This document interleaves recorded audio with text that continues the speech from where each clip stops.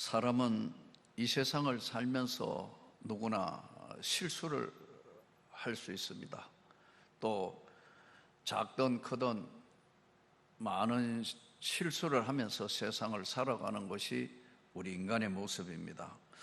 그런데 이 실수는 모르고 하는 실수가 있고 알고 하는 실수가 있어요.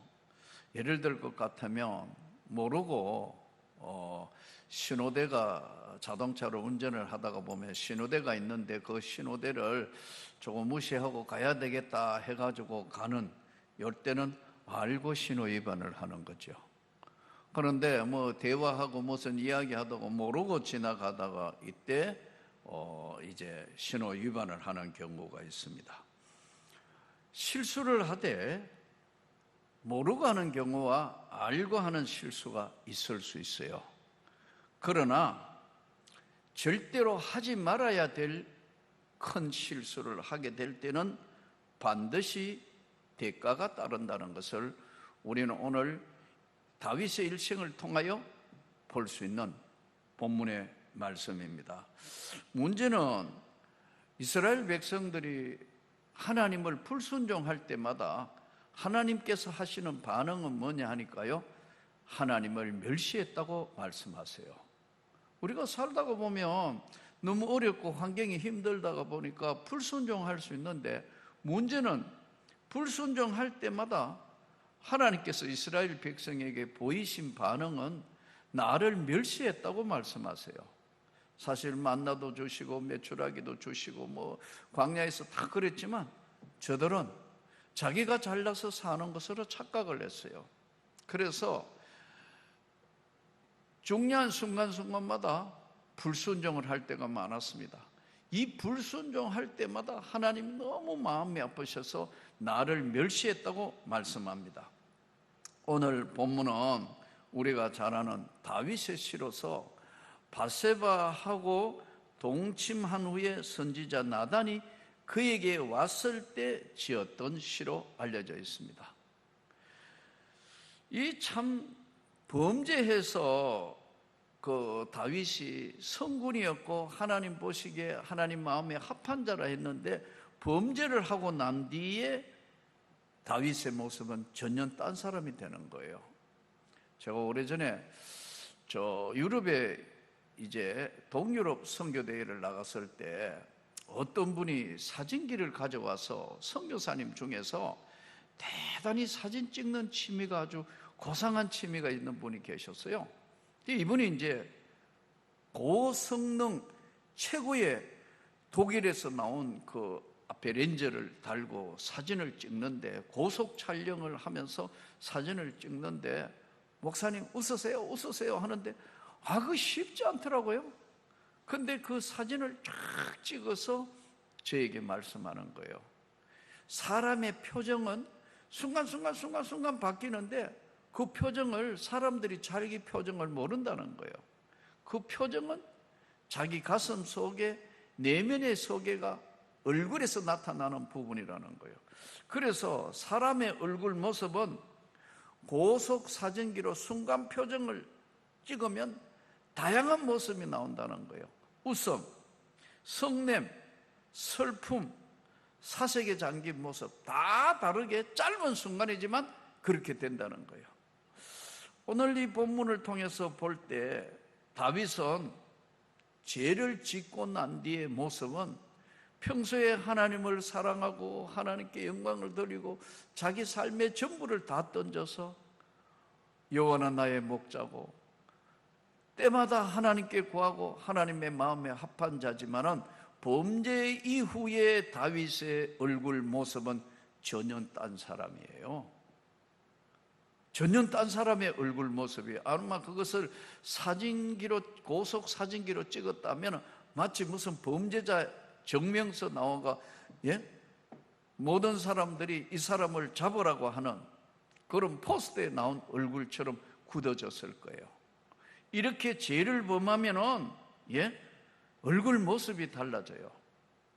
그런데 감사한 것은 다윗은 바세바하고의 있을 수 없는, 저질러서는 안 되는 정말 크나큰 실수를 범하게 되는데 나단 선지자가 와서 당신이 바로 그 사람이라고 지적을 했을 때 다윗이 하나님 앞에 회개하는 모습을 통하여 오늘 우리는 중요한 교훈을 받을 수 있습니다. 사실 다윗은 오늘 이 말씀대로 다 용서받아요. 그렇지만 용서는 받지만 죄의 흔적은 남습니다. 이 죄는 남은 생에 다윗의 한 생애를 끝까지 쫓아오면서 압살롬 반란이라든가 암논 사건이라든가 정말 있을 수 없는 일이 가정사에 벌어지는 거예요. 우리는 말씀을 통해서 다시 한번 오늘 이 본문을 통해서 다윗은 하나님께 자신의 죄를 용서해 주실 것을 간절히 기도합니다.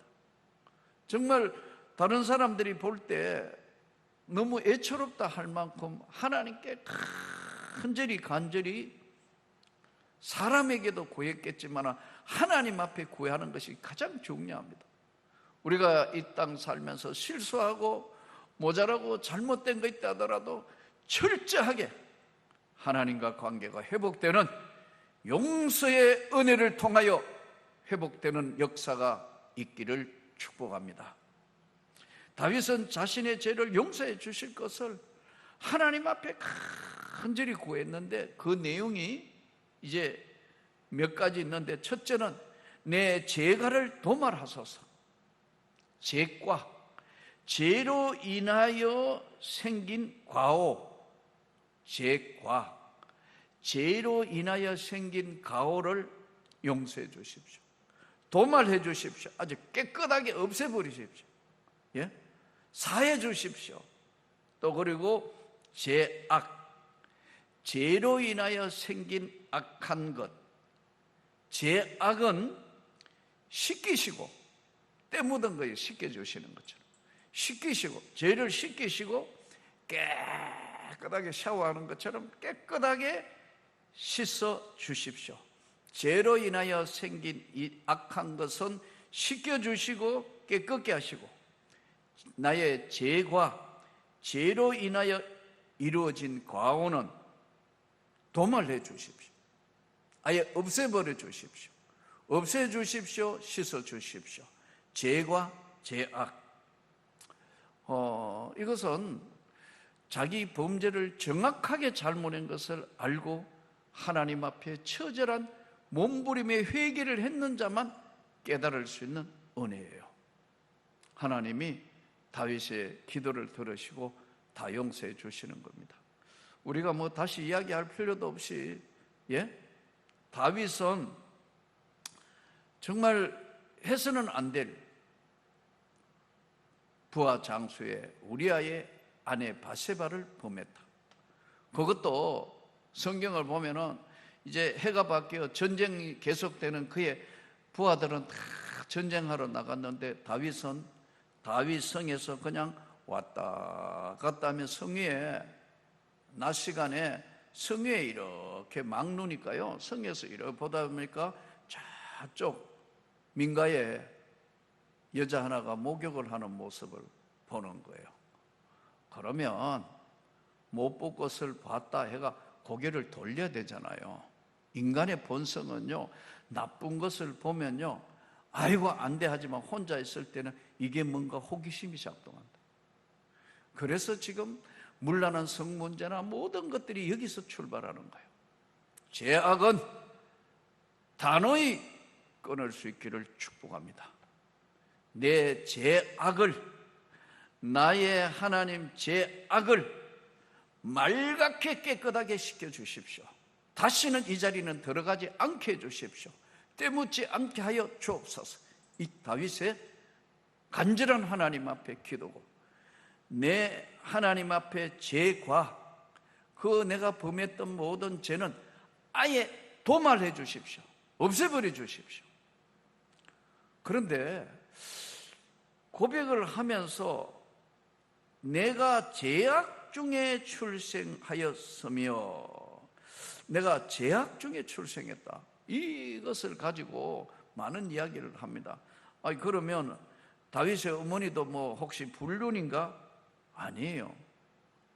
아담 이후에 인간은 본질상 진노의 자녀예요.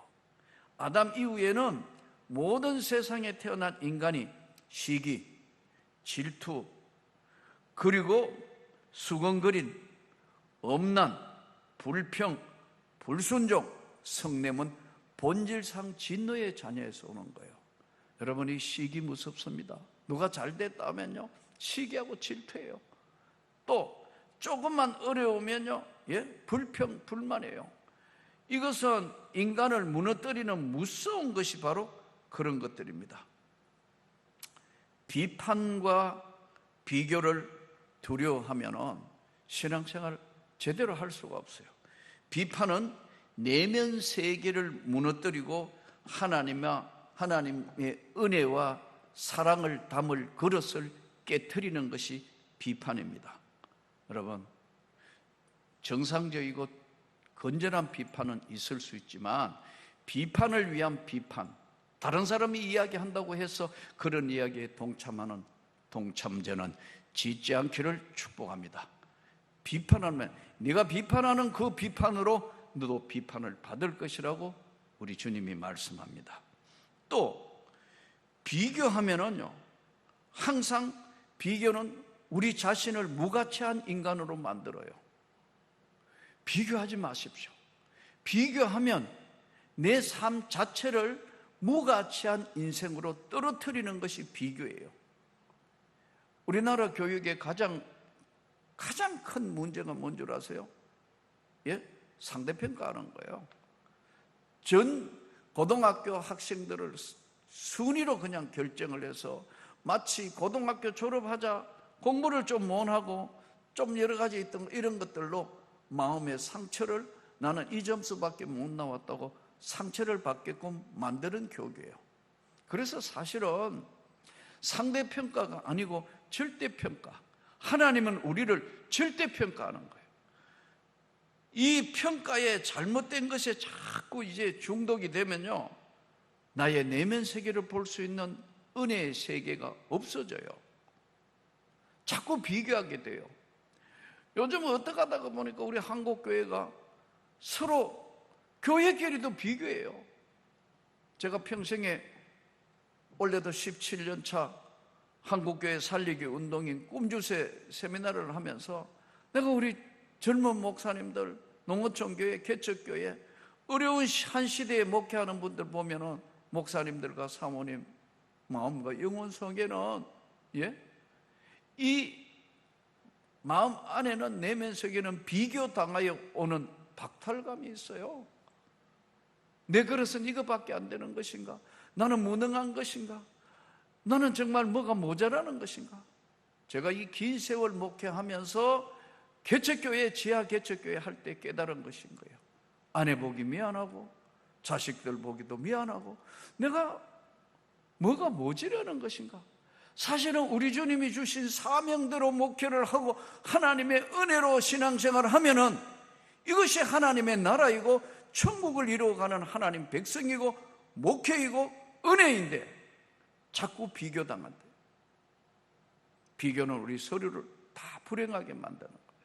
잘 사는 사람이 있으면 못 사는 사람이 있고, 어려운 사람들에게 주님 말씀대로 긍휼히 여기는 마음을 가지고 이 땅을 살아야 되겠고, 또 우리가 이 땅 살면서 모든 어려운 문제, 힘든 문제 만나기만 하면은 전부 비판한다. 힘들고 어려운 사람이 좀 잘 살고 또 괜찮은 모든 사람들을 자꾸 비평하고 한쪽은 비교하고 해서 스스로 내면 세계와 하나님의 은혜를 무너뜨리는 것은 주님이 절대 원치 않는 것이라는 걸 깨닫고, 오늘 다윗은 내가 죄악 중에 출생하였음이라 인간 본질에 오는 본질적 진노의 자녀에서 오는 것이라는 걸 깨닫고, 우리 건전한 비판 외에는 비판하지 맙시다. 비교하지 맙시다. 그래야 신앙생활을 행복하고 기쁘게 할 수 있습니다. 요즘 젊은 사람들 보면요, 굉장히 유튜브나 아니면 뭐 페이스북에 굉장히 의존하다가 보니 SNS에 의존과 중독이 됐어요. 댓글에 중독됐어요. 또 그리고 답답한 사회, 직장 무언가에 중독되지 않으면 안 될 것 같은 그런 어려운 세상에 살다가 보니까요, 계속해서 그런 것들로 자꾸만 바뀌어가고 있어요.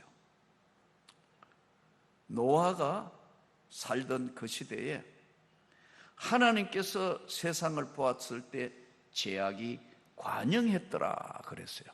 죄가 하나 두 개가 아니고 죄가 너무 넘쳐서 죄가 관영했더라 그랬어요.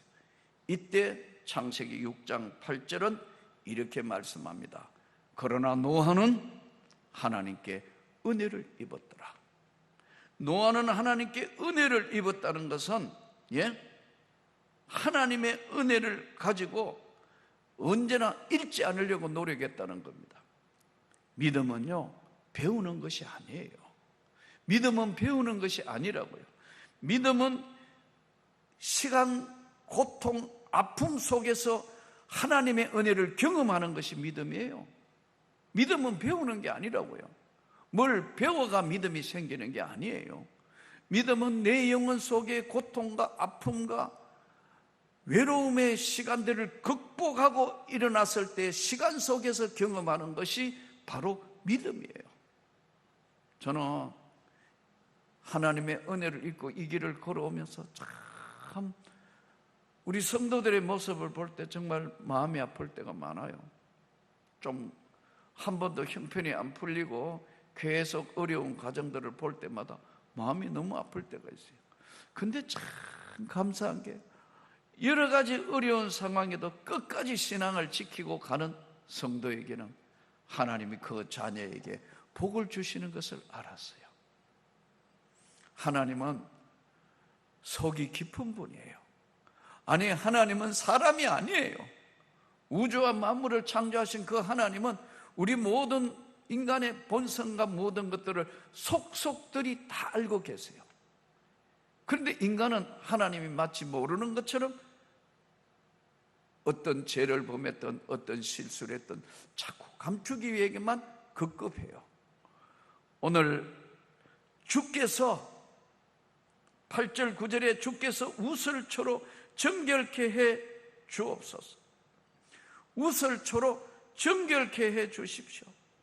내가 보소서 주께는 중심이 진실함을 원하시오니 내게 지혜를 엄밀히 가르치리이다. 7절 말씀에 우슬초로 나를 정결케 해 주십시오. 깨끗하게 씻어 주십시오. 나를 죄를 씻어 내가 눈보다 더 희리이다.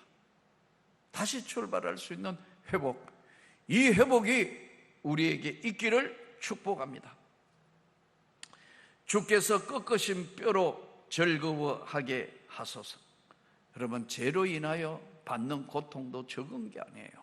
인간 영혼에는 하나님이 주신 본질적인 게 있기 때문에 죄로 인해서 겪는 심적 고통도 대단한 거예요. 다윗은 그것을 없애주시라고 하나님 앞에 간절히 기도합니다. 그러면서 하나님께 기도하는 중심의 내용의 핵심이 하나님이여 내 속에 정한 마음을 창조하시고 내 안에 정직한 영을 새롭게 하소서. 내 속에는 움직이지 아니하는 정한 마음을 주시고 정직한 영을 내 안에는 새롭게 하십시오. 주여, 성령을 내게 거두지 마십시오. 하나님의 성령을 나에게는 절대로 거두지 마십시오. 여러분, 성령을 거두면 하나님의 영광이 떠나면 어떻게 되는 거예요? 가정도 끝이고 교회도 끝이고 나라도 끝장이 나는 성령을 거두지 마옵소서. 주의 구원을 내게 회복시켜 주시고 자원하는 심령을 내게 주셔서 나를 붙드소서. 자원하는 심령을 주시고 내게 구원의 즐거움을 주십시오.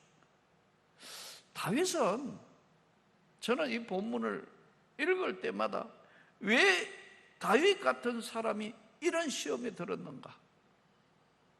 사명감을 상실하면 이렇게 돼요.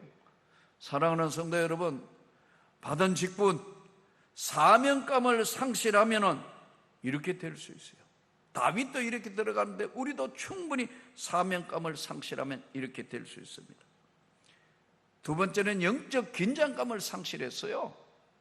우리가 이 땅에 사는 삶은 영적 전쟁과 같은 신앙생활이기 때문에 절대로 긴장감을 낮추면 안 되는데 영적 긴장감을 상실했어요.